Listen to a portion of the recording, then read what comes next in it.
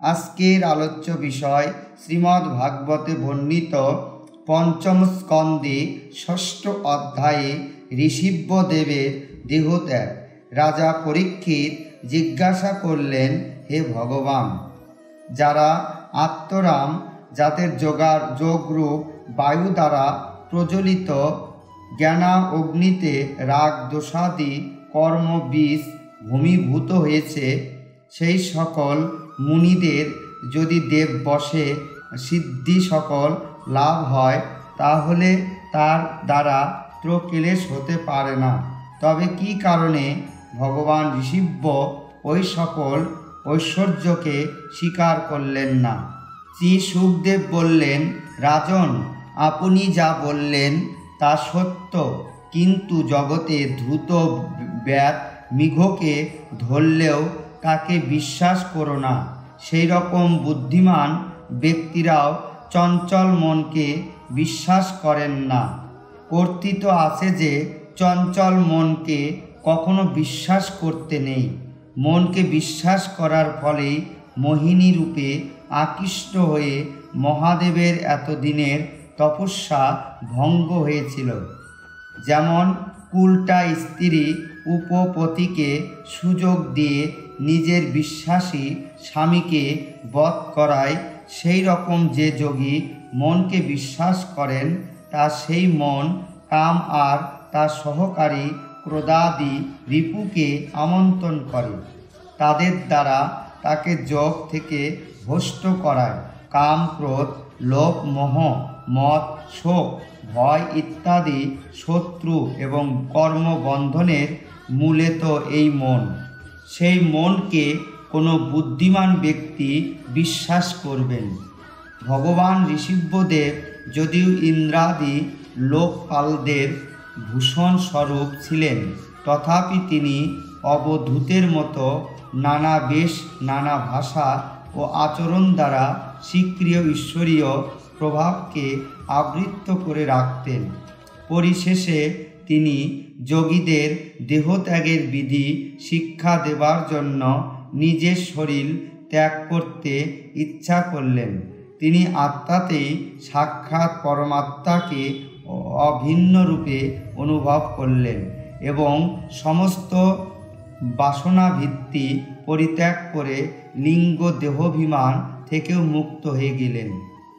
এই প্রকারে লিঙ্গ দেহের অভিমান মুক্ত ভগবান ঋষিব্যদেবের শরীর যোগমায়ার বাসনা হেতু মিথ্যা দেহাভিমান ও অভিমান মানসাভাস আশ্রয় করে পৃথিবী তলে ভ্রমণ করতে লাগলেন। এই ভ্রমণকালে তিনি কঙ্ক, বেগ, কটুক ও দক্ষিণ কটাক্ষকে গেলেন এবং মুখে পাথরের টুকরা নিয়ে কেশ মুক্ত করে উন্মতের ন্যায় দিগম্বর হয়ে কুটুকাচলের বনে ভ্রমণ করতে লাগলেন। সেই সময় ঝড়ের বেগে বাঁশ ইত্যাদি বৃক্ষ সমূহের মধ্যে সংঘর্ষণের ফলে উগ্র দাবানলের সৃষ্টি হয়ে তা লোহিহাংসিকা ঋষিব্যদেব সহ সমস্ত বনকে ভোম করে দেয়। হে রাজন, যখন কলিযুগে অধর্মের বৃদ্ধি হবে, সেই সময় কেক, বেগ, কটুক দেশের মন্দবুদ্ধি রাজা অহত তার প্রজাদের কাছে থেকে ঋষিব্যদেবের সকল আশ্রমের অতীত চরিত্র শুনে নিজে সেই পথ গ্রহণ করে লোকের সঞ্চিত পাপ ফল রূপ ভবিতের বশে বিমোহিত হয়ে আকুতর ভয়ে শীঘ্র ধর্মপথ পরিত্যাগ পূর্বক অনুচিত পাষণ্ড সেবিত কুপথের প্রচার করবে। এর ফলে কলিতে অনেক অধম মানুষ দেব মায়ায় বিমোহিত হয়ে নিজ নিজ শৌচ আচার পরিত্যাগ করে অধর্মবহুল্য কলির প্রভাবে বুদ্ধিভ্রষ্ট হয়ে যাবে এবং সেই জন্য সে স্নান বা আচমন করবে না, অশুদ্ধ হয়ে থাকবে, মস্তক মুণ্ডন করবে। এই রূপে তারা ঈশ্বরের অবমাননা করে পাষাণ্ড ধর্মকে ইচ্ছা অনুযায়ী গ্রহণ করবে আর প্রায়ই বেদ, ব্রাহ্মণ ও ভগবান যোগ্য পুরুষের নিন্দা করবে। তারা অন্ধ পরস্পরাক্রমে স্বেচ্ছাকৃত এই অবৈদিক প্রবৃত্তিকে বিশ্বাস করে ঘোর নরকে পতিত হবে।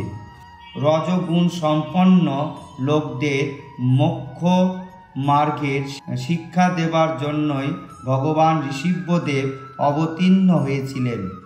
তার গুণের ব্যাখ্যা করার সময় লোকেরা এই শ্লোক বলে থাকেন, আহা, 7 সমুদ্র বেষ্টিত পৃথিবীর সমস্ত দ্বীপ বর্ষের মধ্যে ভারতবর্ষ সর্বাধিক পুণ্যভূমি, কারণ এখানকার লোকেরা শ্রীহরির মঙ্গলময় অবতারের চরিত্রের গুণকীর্তন করে।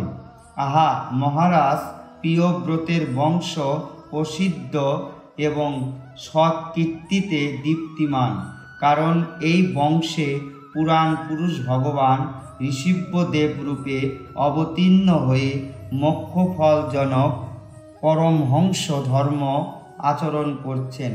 আহা, এই আজ জন্মরহিত ভগবান ঋষভদেবের পথে মানসিকভাবে কোনো যোগী অনুগমন করতে পারেন না, কারণ যোগীগণ যে যোগ সিদ্ধি লাভ করার জন্য লায়িত হয়ে নিরন্তর অভ্যাস করেন, সেই সকল সিদ্ধিকে তিনি অনায়াসে প্রাপ্ত হয়েও মিথ্যা মনে করে স্বেচ্ছায় ত্যাগ করেছিলেন।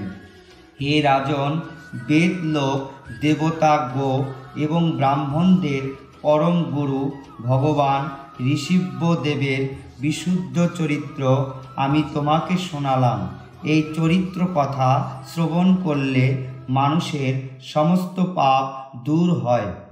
যে ব্যক্তি এই চরিত্র কথা একাগ্র চিত্তে শ্রদ্ধাপূর্বক শ্রবণ করেন বা অপরকে শ্রবণ করান, তাদের উভয়েরই ভগবান বসুদেবের প্রতি অনন্য ভক্তি হয়।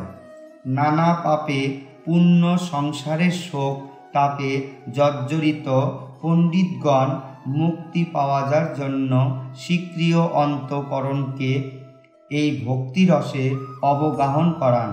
তাতে তারা যে পরম শান্তি লাভ করেন, সেই শান্তি এত আনন্দময় যে অবলীলাক্রমে প্রাপ্ত মোক্ষরূপ পরম পুরুষার্থকেও তারা তুচ্ছ মনে করেন। ভগবানের আপনজন হয়েও যাওয়া যায়, তাদের সমস্ত পুরুষার্থই সিদ্ধ হয়ে যায়। হে রাজন, ভগবান শ্রীকৃষ্ণ পাণ্ডব আর যদুবংশের রক্ষাকর্তা, গুরু, ইষ্টবন্ধু আর কুলপতি, তবু তিনি প্রয়োজনে তাদের সেবকের দায়িত্ব পালন করছেন।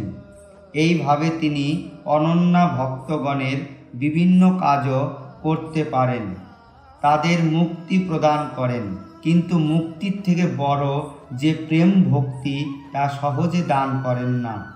সর্বদা বিষয় ভোগের আকাঙ্ক্ষার জন্য মানুষের বুদ্ধি স্নেহ বিষয়ে চিরনিদ্রিত, যিনি করুণাবশত তাদের অভয় আত্মা স্বরূপ উপদেশ দিয়েছিলেন এবং নিজে নিরন্তর আত্মস্বরূপকে অনুভব করতেন আর সব রকম আকাঙ্ক্ষা থেকে মুক্ত ছিলেন, সেই ভগবান ঋষভদেবকে আমি নমস্কার করি।